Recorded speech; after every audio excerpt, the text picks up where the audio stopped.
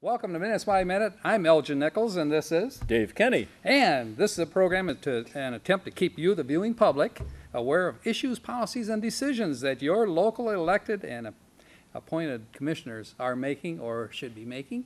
And we'll add a little commentary as we go along. Why not? Yeah, tongue in cheek. The first meeting that I can think of that we need to discuss is probably the Oxford Village Council meeting. I hear you were there. Yes, and I hear you were there. We're on opposite sides of the dais. We were. Okay.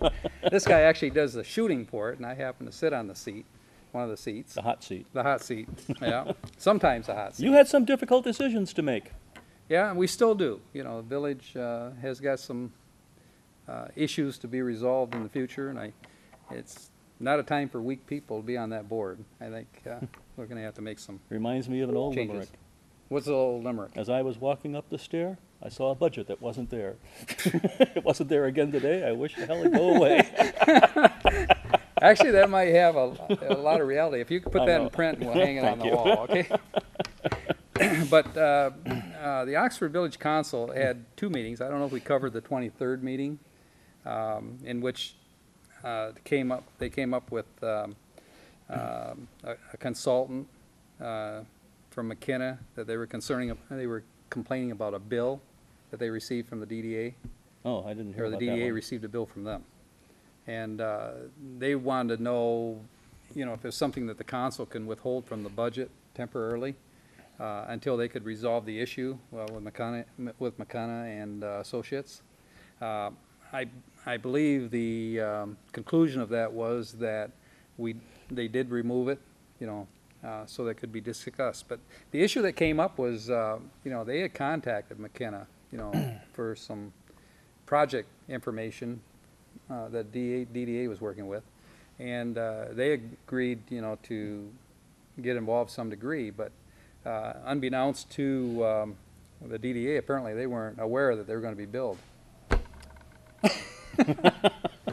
So Well, that's it's always an a issue. bad situation to get into, but they've always had a pretty good relationship with McKenna, so I'm sure That's that right. issue is going to be resolved. Well, they say it's not about the money, but you It's know, always about the money. you and I both know that that is the case, and this one certainly is too. But they'll resolve that, I'm sure. But the DDA has other problems, you know, to be confronted with. As you know, in the latest meeting that we had on April 30th for the Village Council, we were talking about the budget as a overall. It looks as though the overall budget looks really good. I can't speak on behalf of, you know, the other council people, but Are we talking about the DDA here, or are we talking about the overall village? budget. Okay, the overall Yeah. budget, that would be the village budget. right, and the DDA is part of that. Right. So, and we'll get back to the DDA thing, because that's a hot topic, as you well know, and it was at the meeting. For any of you that I had to attended shield my camera from the heat. Yes.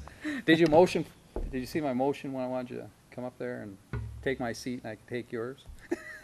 Did you notice that I wasn't buying it? Yes, I did notice that. I couldn't understand why, but anyway, now I do. They approved a contract for water repair with a testing company that we've had in the past. I somewhat haven't had an issue with that because there's only one bid on it, but you do know that the township and the county and the village does not have to get three bids on a professional bid. Right, and this is a company that they had previously selected through a three-bid Right. process. Right, and I have no problem with that. The reputation is very good. The only question I had is a 3% increase per year for the next couple of years, which is several $1,000s an increase. And I'm thinking, you know, we're all trying to pull back here, but then, you know, they're going to charge the village more money. Well, the only So that was my problem issue. with a business, of course, is that their costs keep going up. They do, And but they try to push that out to and I'll bet your their costs customer. never go up. By the way, that brings a segue. The good A segue. Yeah, segue. The good thing is that the village people are not going to have a tax increase. That's very good. And I tell you, all the commissioners have been, or the council people have been battling to keep the costs down, the expenses, and it certainly has been working.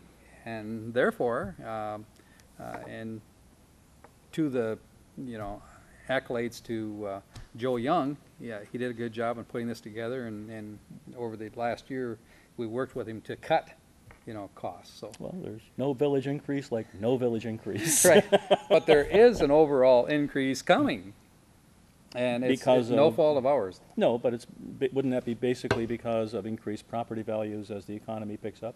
Well, it's not increasing that fast. As a matter of fact, if you look at the county, they've lost, 3 years ago, roughly about 60,000 jobs, in Whoa. the county. The projection is that through a new program that they have, which we're going to talk about, but it's the One Stop program generated by the county. There's actually 7 townships that are involved in this, and we were chosen as one.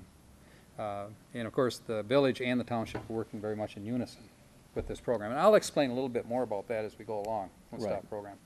But in essence, though, it makes it easier for a business to go through the process of going through the planning commission or a business that wants to revise the things they do or their property. Absolutely. And even an individual, if there's a situation they need to improve on their property, there are procedures and information available, through the county and through the township and the village now that will allow them an easy way to do this. That's a good thing. And also it provides direction for finances for them too, so they don't have to go in the backyard and dig up, all that money they've hidden for years. Kind of like you.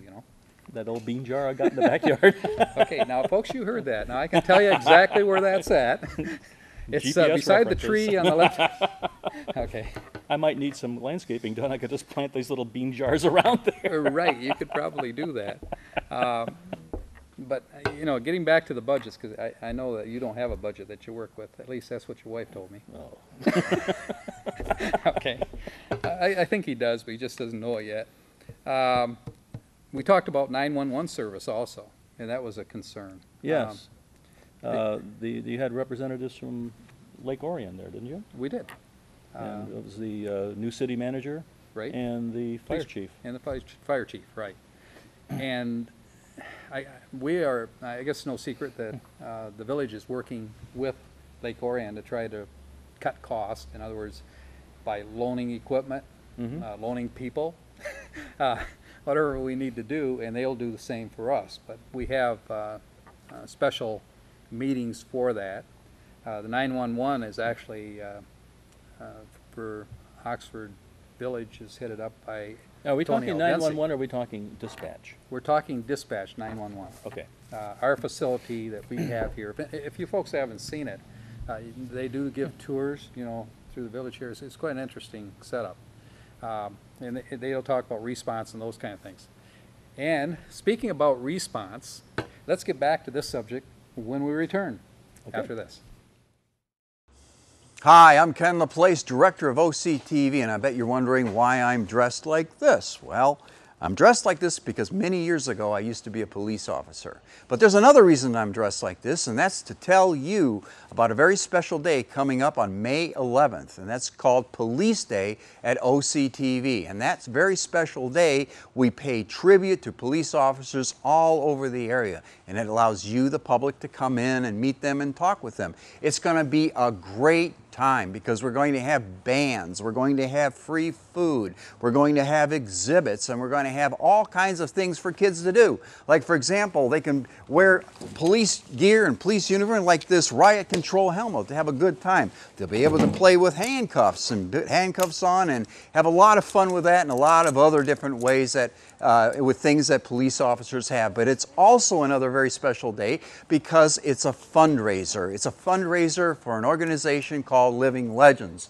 And Living Legends is an organization that is locally based, and what they do is they help police officers who are in need, police officers who are sick or injured, and including their families. And by coming there, and if you decide to make a donation, then all of the money 100%, goes to Living Legends. Now, the event is totally free, so keep in mind, we want you to come and have a good time. If you decide to contribute, fine.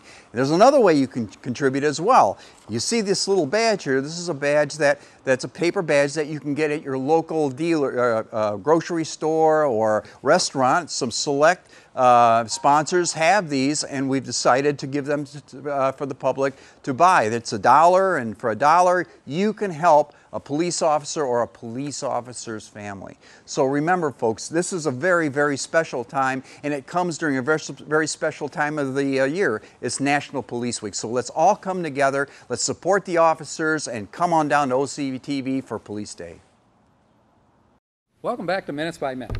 I'm Elgin Nichols, and this is... Dave Kenny. And once again, we were talking about the Oxford Village Council meeting that they had, and we had just moved to the 911 subject. And they were looking for a contract as such to be presented to Lake Orion, providing services to Lake Orion, in which I believe the premise was that we would use their people that they're using in the 911 facilities on the calls.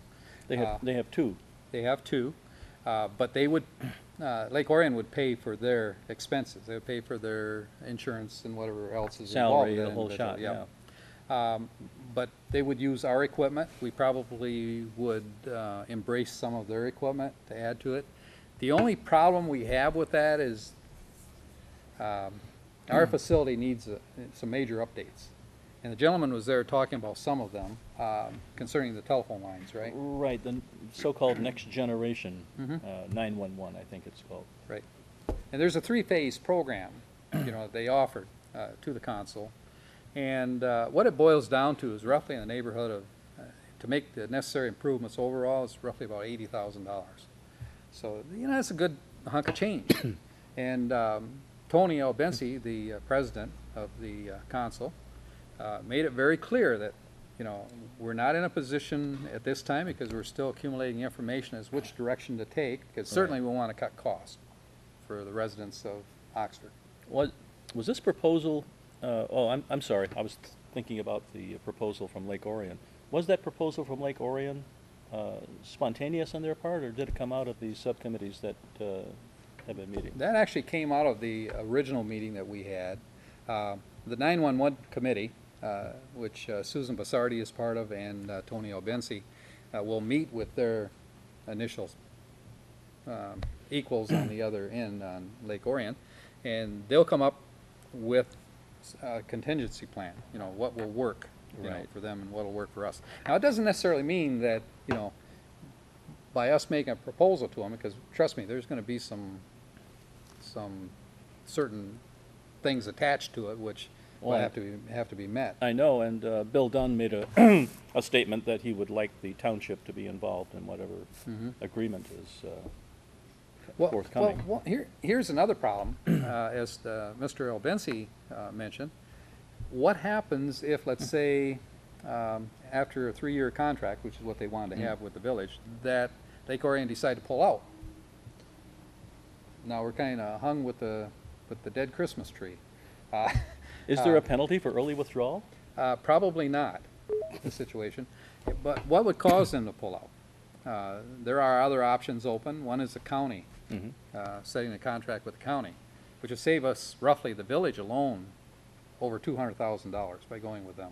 I know, that subject comes up quite often. It does. And the figures, they're correct, accurate.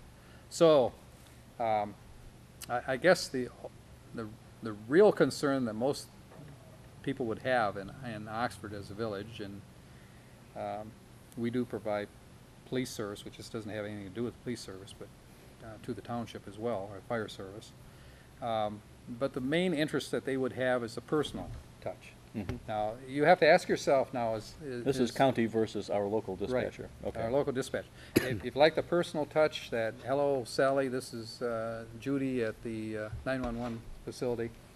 If you like that, are you willing to pay for it? That's what it's going to boil down to, because think about it, over $200,000 in savings by going another route. And as Tony Albensi pointed out, he doesn't feel that we're giving up anything in terms of response and so By forth. going to the county. By going to the county. But So it's an there's interesting- there's people like that warm and fuzzy feeling. They do, About having but you local gotta be willing to personnel. pay for Yeah. warm and fuzzy. That's 200 grand. That's 200 grand of warm and Right. fuzzy. Right, I can tell them at this point that warm and fuzzy will probably cost them, because there are some other budgetary concerns coming down the line. And even though we've held the tax situation, no taxes, I don't see that happening in the future unless we make some drastic cuts. I have to correct you. No more taxes. No more taxes. Right, no more taxes. So that was kind of an interesting subject, and what came from it is that we will present contract proposition to them for their review with no agreement by us, you know, to nail us in to the coffin. Good. So we're still looking at options. Well, it's basic contract negotiation. Absolutely. They made the first proposal, now their people talk to our people. Yeah, there are people who talk to our people. And I tell you, they've been pretty receptive. Now, Right. I'm on the DPW review also, you know, special committee with Lake Orion. We're having our first meeting on the 6th of May in the administrative building. It'll be interesting to see what comes out of that. Yeah. There's, basically, you're talking about possible equipment sharing. Right. Possibly, if there's redundancy in equipment, maybe one area or village might not have to purchase another one if it's old. True. Maybe we could use another one from the other community. Maybe there's people, things that can be done, you know. But from what I understand, there's no joint financing involved. There's no joint financing involved, and quite frankly, it'll be kind of a trade-off, I would see it. More of a I barter, can't more of speak a for them. barter Yeah, situation. Can't really, yeah, I really wouldn't speak for them because I've seen other villages though, and what they would do is they'll charge it out. And you know how the accounting methods work, so, and at the end of the year, if they owe us money, then they'd have to cut a check, or if we owe them money, we'd Sure, have to cut a sure. check. But if it doesn't save us money, it doesn't make sense, so. There you go. And that's my opinion of it. The other subject that was very vocal was the DDA budget discussion. Right, I understand that, based on projections, they're gonna have, what, about a $78,000 shortfall. That is correct. If they stick with the existing budget. Right. They're talking roughly $76,000 in the hole, right from the get-go. Right. So, we have been wrestling with this one for quite a while. We really feel, I think as a whole, that DDA has a board now that seems to be moving in the right direction. Their whole objective of the DDA is to attract business here, promote the business and bring it in here. That really, we can't say has been done in the past, but now they're geared to do that. They run into financial problems. Now here's an organization that had over $800,000 at one time, you know, sitting in reserves and down to practically, I mean, nothing. So where do you go from here? That is a really loaded question. I know, and Chuck Snyder got up and made a couple of proposals that, not radical, but certainly different. Yep.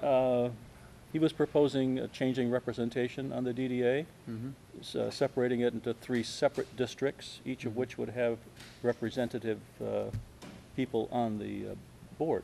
That's kind of a tantalizing approach to it. And you know, Chuck is very much a businessman. He has looked at virtually everything. He's torn these budgets apart, as I have, and others on the commission or the council have. You know, there's more to be said, you know, as we come back to it, and I'd like to discuss DDA when we come back. In Okay. just a moment, we'll return. Hi, I'm Ken LaPlace, Director of OCTV, and I bet you're wondering why I'm dressed like this. Well, I'm dressed like this because many years ago I used to be a police officer. But there's another reason I'm dressed like this, and that's to tell you about a very special day coming up on May 11th, and that's called Police Day at OCTV. And that very special day, we pay tribute to police officers all over the area, and it allows you, the public, to come in and meet them and talk with them. It's going to be a great time because we're going to have bands, we're going to have free food, we're going to have exhibits, and we're going to have all kinds of things for kids to do. Like, for example, they can wear police gear and police uniform like this riot control helmet to have a good time. They'll be able to play with handcuffs and put handcuffs on and have a lot of fun with that, and a lot of other different ways that with things that police officers have. But it's also another very special day because it's a fundraiser. It's a fundraiser for an organization called Living Legends. And Living Legends is an organization that is locally based, and what they do is they help police officers who are in need, police officers who are sick or injured, and including their families. And by coming there, and if you decide to make a donation, then all of the money 100%, goes to Living Legends. Now the event is totally free, so keep in mind, we want you to come and have a good time. If you decide to contribute, fine. There's another way you can contribute as well. You see this little badge here. This is a badge that's a paper badge that you can get at your local dealer, grocery store or restaurant. Some select sponsors have these, and we've decided to give them for the public to buy. It's $1, and for $1 you can help a police officer or a police officer's family. So remember, folks, this is a very, very special time, and it comes during a very, very special time of the year. It's National Police Week. So let's all come together, let's support the officers, and come on down to OCTV for Police Day. Hey, welcome back. I'm Elgin Nichols, and this is Dave Kenny. And this is Minutes by Minute. We were just discussing the village council, and you were just saying that we're beating this one like a galloping horse. But, there's a lot to be talked about. I know. And there's some hard decisions to be made, and I think, what is it, May 22nd, May 24th is the deadline for making those decisions? Right. Actually, we've got a meeting in the first part of May, but the finalization has to be done by the end of May. That's state requirements. Right. So, and the budgets look, in my mind's eye, and again, I can't speak for everybody else, but looks real good. I mean, everybody has tried to cut where they can. They've shuffled things around in terms of manpower to make it more effective. I think they've done some pretty good things. We need to continue doing that, though. I mean, Right. we can't sit on our laurels. You know what a laurel is. Okay. Don't do that to me. Well, we'll laurel this. The DDA has come to a very tough situation at this point, and the council has a struggle with it. They have no money. Ed Hunwick, their treasurer, virtually came out and said, you know, we have a problem here. They presented 3 budgets, possibilities that we might go with, but each one encompassed cutting monies from the village, you know, and moving it over to them. Not a good idea at this point. Looking at the village, we're trying to do what we can to make continue to keep it solvent. Just to be specific, the budget you're talking about, is it 2013 or 2014? 2013, Okay. yeah, 2014. It's Okay. going to cover that year, that year's Your period. fiscal year begins Fiscal when? year. You know, I think it begins in the end of May. Okay. I'm not sure. That's a good question. Thank you. You know what? I'll look it up and find out for sure. I've been so deep in numbers, I see flying over this way, that way. That elephant over on the couch was not being Yeah. too visible. Eh? Actually, when that budget was given to me, it's that thick. I know, it's horrible. And I spent a weekend looking at it and tearing it apart. And I took about 5 breaks, 6 breaks, you know, here and there. But anyway, there's a lot to it, and the only way you can do it is chip away at it. And that's what we've done. It's been a while, and all of us have taken this very, very seriously. I know Ed Hunwick, Ed Hunwick's, one of his proposals might have been to sell some of the properties that's in the DDA's possession, but you would be selling it for less than what you paid for it, which is never leaves a good taste in your mouth. Yeah, somebody actually made the comment that buy high and sell low. I heard that. I don't think that's... Sage advice. I don't Too think late, I'm afraid. Day late and a dollar short. That's the only thing I was afraid of, is it's too late, you know, to do anything here. And actually, you know, it was pointed out very securely that the only areas they have is the property, which, by the way, they've had for sale for 3 years and no bites on it, so to speak. And the other thing is personnel. Right. So unfortunately, you know, that's a very strong possibility in that Yeah. area.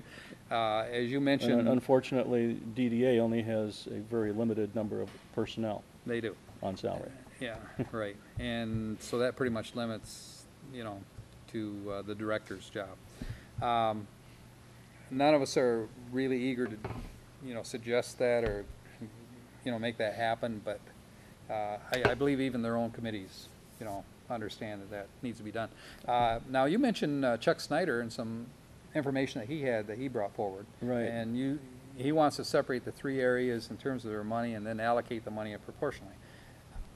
And You want to know my opinion of that? Why, of course. I'm not going to tell you. No.